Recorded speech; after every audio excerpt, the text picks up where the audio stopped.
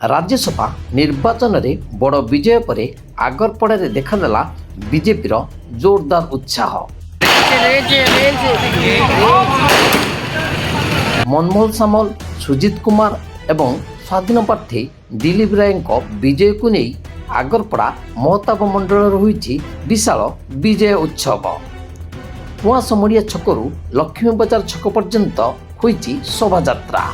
आसंतु देखिबा पूरा रिपोर्ट। राज्यसभा निर्वाचन में बीजेपी समर्थित प्रार्थी मनमोहन सामल, सुजित कुमार एवं स्वाधीन प्रार्थी दिलीप राय विजय को नहीं आगरपड़ा अंचल में देखा व्यापक उत्साह।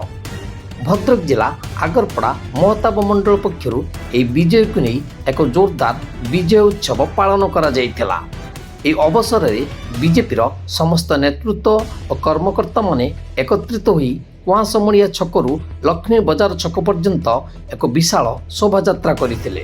शोभा यात्रा समय बीजेपी कर्मी माने विभिन्न स्लोगान देथिबा बेले बाण फुटाई मिठा बंटन करी उत्साहर सहित विजय उत्सव पालन करथिले।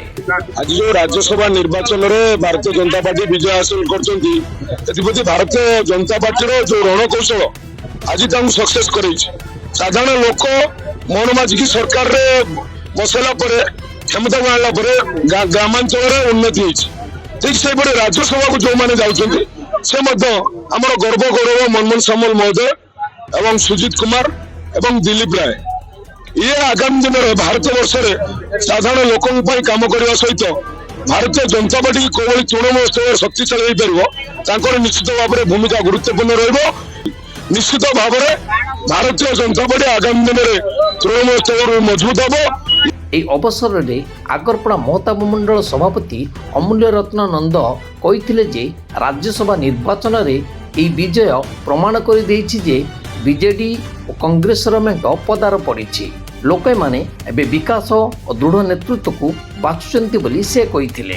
आगामी पंचायत निर्वाचन रे बीजेपी आउरी भल प्रदर्शन करिवो एवं तल स्तर रे संगठन को आउरी मजबूत करिवो बोली से दृढ़ आशा प्रकाश करथिले। मोट कथा राज्यसभा निर्वाचन रे एई विजय परे आगरपड़ा रे बीजेपी शिविर रे देखा देछि जोरदार उत्सवर माहौल, जा आगामी दिन में राजनीतिक समीकरण को नहीं नुआ चर्चा आरंभ करिछि।